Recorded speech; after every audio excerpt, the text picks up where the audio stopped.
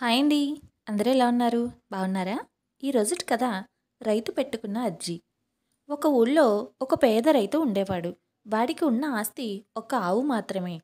దాన్ని మేపుకునేటందుకు కూడా పేద రైతుకి అవకాశం లేకనే అది అలా చిక్కిపోయింది. ఆ ఆవును రైతు తన దొడ్లోనే కట్టిపెట్టి గడ్డి పరకులు మెయ్యనిచ్చేవాడు. పేద రైతు దొడ్డిని ఆనుకునే ఒక పెద్ద భూస్వామి ఆవరణ ఉన్నది. ఆ ఆవరణలో పశువుల మేతగడ్డి ఏపుగా పెరిగి ఆవుకి కమ్మన వాసన తగిలింది. అది రెండిళ్ల మధ్య ఉన్న కంచెలో గల కంత నుంచి భూస్వామి ఆవరణలోకి దూకి అక్కడి గడ్డి మెయ్యసాగింది. ఇది గమనించిన భూస్వామి నౌకరు ఒక దుడ్డుకర్ర తెచ్చి ఆవు తల పగలకొట్టాడు. నౌకరు వేసిన ఒకే ఒక్క దెబ్బకే అది కాస్త చచ్చి ఊరుకుంది. రైతు భూస్వామి వద్దకు పరిగెత్తి తనకు జరిగిన అన్యాయం గురించి మొరపెట్టుకున్నాడు. భూస్వామి ఆ రైతు చెప్పిన మాటలను, తన నౌకరు చెప్పిన మాటలు విని, నీ ఆవును ఊళ్ళో వాళ్ళ దొడ్ల మీదకి తోలడమే గాక అన్యాయం జరిగిందంటావా? రేయ్, వీణ్ణి మన ఇంటి బయట గుంజకు కట్టేసి 10 దెబ్బలు కొట్టి పంపించు అని తన నౌకరుతో అన్నాడు. పేద రైతు ఆవును కోల్పోవటమే గాక భూస్వామి నౌకరు చేత దెబ్బలు కూడా పడి ఇంటికి వచ్చి అంతా తన భార్యతో చెప్పాడు. భూస్వామి మనకు న్యాయం చేయకపోతే ఆగుతుందా ఏమిటి? నువ్వు వెళ్ళి ఏకంగా రాజుగారికే ఫిర్యాదు చెయ్యి. రాజుగారు అన్యాయం జరగనివ్వడు, మనకు న్యాయం చేస్తాడు అన్నది రైతు భార్య. అయితే రాజుగారికి జరిగిందంతా స్పష్టంగా నివేదించడం ఎలాగా? అర్జీలు రాసుకునేటందుకు ఆ భార్యాభర్తలు చదువుకున్న వాళ్ళు కారు.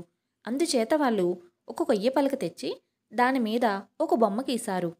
అందులో రైతు ఇల్లు, భూస్వామి ఇల్లు, మధ్య ఉన్న కంచె, ఆ కంచెలో కంత, భూస్వామి నౌకరు ఆవును చంపిన చోటు, ఆ నౌకరే రైతును కొట్టడానికి కట్టేసిన గుంజ, అన్ని గుర్తులు పెట్టారు. భేష్! ఇది చూస్తే రాజుగారికి జరిగినదంతా అరటి పండ్లు ఒలిచిపెట్టినట్లు అర్థమవుతుంది. నీకు దారిలో తినడానికి రొట్టెలు మూటగట్టి ఇస్తాను. నువ్వు రాజుగారి నగరానికి తిన్నగో బయలుదేరు అన్నది రైతు భార్య. రైతు బయలుదేరి మధ్యాహ్నానికల్లా ఒక వనంలో ప్రవేశించాడు. అది రాజుగారి వనం. ఆ వనంలో రైతుకు ఒక మనిషి కనిపించాడు. ఆ మనిషి రాజుగారే. అయితే ఆయన మామూలు దుస్తులతో ఉండటం చేత రైతు ఆయనను చూసి రాజనుకోలేదు. దన్నాలు బాబు అన్నాడు రైతు. శుభం కలగాలి. ఎవరు నువ్వు? ఎక్కడికి నీ ప్రయాణం అని రాజు అడిగాడు. ఏముంది, రాజుగారి దగ్గర ఫిర్యాదు చేసుకుందామని వెళుతున్నా. ఇదిగో అర్జీ నా వీపును కట్టుకున్నా. నా ఆవును అన్యాయంగా చంపారులే. ఆకలి మండిపోతున్నది. కాస్త ఈ రొట్టె ముక్క తిన్నాక అంతా చెబుతా అన్నాడు రైతు. ఒక వాగు పక్కన రాజు, రైతు చతికిలబడి కూర్చున్నారు. రైతు తాను తెచ్చుకున్న రొట్టెలోనూ వెన్నలోనూ సగం రాజుకు ఇచ్చాడు. ఇద్దరూ తినటం ముగించి వాగులో ఇంత చల్లనీరు తాగారు. ఏదీ నీ అర్జీ అన్నాడు రాజు. రైతు తాను తయారు చేసుకువచ్చిన పలక తీసి, ఇదిగో ఇది మా ఇల్లు. ఈ ఇల్లు భూస్వామిది. ఇది కంచె. ఇక్కడ కంత ఉన్నది. ఈ కంతలో నుంచి మా ఆవు దూరి వారి ఆవరణలో ప్రవేశించింది. ఇక్కడ భూస్వామి గారి మనిషి మా ఆవును దుడ్డుకర్రతో కొట్టి చంపాడు. ఇంత అన్యాయమా అని నేను పోయి భూస్వామితో మొరపెట్టుకుంటే ఇదిగో ఈ గుంజికే నన్ను కట్టేసి 10 దెబ్బలు కొట్టి దిక్కున్న చోట చెప్పుకోమన్నారు అంటూ అంతా వివరించాడు. ఇంకేం, దీన్ని నాకు చూపించినట్టే రాజుగారికి చూపించు. నీకు న్యాయం జరుగుతుందిలే. ఇక వస్తా అంటూ రాజు సెలవు పుచ్చుకుని వెళ్ళిపోయాడు. రైతు మర్నాడు తన అర్జీ పలక పట్టుకుని దర్బారు వెళ్ళాడు. దర్బారులో రాజుగారి కిరీటము, ఇతర రాజనాంచనాలు ధరించి ఎత్తుగా బంగారు సింహాసనంపై కూర్చుని ఉన్నాడు. ఆయన పక్కనే వరుసగా 12 మంది మంత్రులు కూర్చుని ఉన్నారు. రాజును గుర్తించక రైతు అర్జీ పలకను చివర కూర్చున్న మంత్రికిచ్చి, అయ్యా, ఈ అర్జీ చిత్తగించండి. భూస్వామి గారి మనిషి నా ఆవును చంపటము, నన్ను గుంజకు కట్టేసి కొట్టటము అంతా ఇందులో ఉంది, చిత్తగించండి అన్నాడు. మంత్రి ఆ పలకను ఎగాదిగా చూసి, ఇదేమిటో నాకు కొంచెం కూడా బోధపడటం లేదు. ఇదేమి అర్జీ అంటూ దాన్ని తన పక్కన ఉన్న మంత్రికి ఇచ్చాడు. ఆ మంత్రి కూడా పలకను ఎగాదిగా చూసి, ఇది అర్జీ కాదు, ఈ వెర్రివాణ్ణి బయటకు గంటండి అన్నాడు.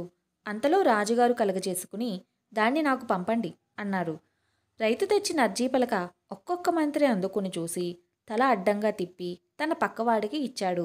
చివరకు ఆ అర్జీ పలక రాజుగారికి చేరింది. ఆయన దాన్ని ఎగాదిగా చూసి, ఇది అర్థమవుతూనే ఉన్నది, ఏమోయ్ ఇలారా అని రైతును పిలిచాడు. ఇది నీ ఇల్లు, ఇదేమో భూస్వామి ఇల్లును, అవునా అని రాజు అడిగాడు. చిత్తం అన్నాడు రైతు. ఇది కంచిలో కంతలాగుంది. దీని నుంచే గదా నీ ఆవు భూస్వామి ఆవరణలో జొరబడింది అన్నాడు రాజు. మరేనండి అన్నాడు రైతు. మిగిలింది కూడా తెలుస్తూనే ఉంది. భూస్వామి మనిషి ఇక్కడి నీ ఆవుని చంపి ఉంటాడు. నిన్ను ఈ గుంజకు కట్టి కర్రతో కొట్టి ఉంటారు అన్నాడు రాజు. తమరు ఉన్న సంగతి సరిగా కనిపెట్టారండి అన్నాడు రైతు దిగులుగా. సరే, నువ్వు మీ ఇంటికి తిరిగి వెళ్ళి నేను న్యాయం చేస్తానని నీ భార్యతో చెప్పు అన్నాడు రాజు. రైతు రాజుగారికి దండాలు పెట్టి మంత్రులకేసి కోపంగా చూసి ఇంటికి వచ్చేశాడు. ఆ సమయానికే రాజుగారి తీర్పు కూడా భూస్వామికి అందింది. భూస్వామి రైతుకు క్షమాపణలు చెప్పుకోవడమే గాక ఒక ఇల్లు, పశువుల సావడి కట్టించి 30 కుంటల పొలము, 7 పాడి ఆవులు ఇచ్చుకునేటట్టు రాజుగారు తీర్పు ఇచ్చారు. రాజుగారు మనకు న్యాయం చేస్తాడని నేను చెప్పానా లేదా అన్నది రైతు భార్య ఆనందంగా. రాజుగారికేం, ఆయన ఎంత తెలివైనవాడు. మనం కష్టపడి తయారు చేసిన అర్జీని చూస్తూనే అంతా తెలుసుకున్నాడు. కానీ వింత విషయం ఏమిటి అంటే ఆయన దగ్గర 12 మంది మంత్రులున్నారు. వట్టి మట్టి బుర్రలు. అంత తెలివిగలవాడు ఇంతమంది చవటలను జీతం ఇచ్చి ఎందుకు పెట్టుకున్నాడో అర్థం కావటం లేదు అన్నాడు రైతు ఆశ్చర్యంతో. వీడియో నచ్చిందండి?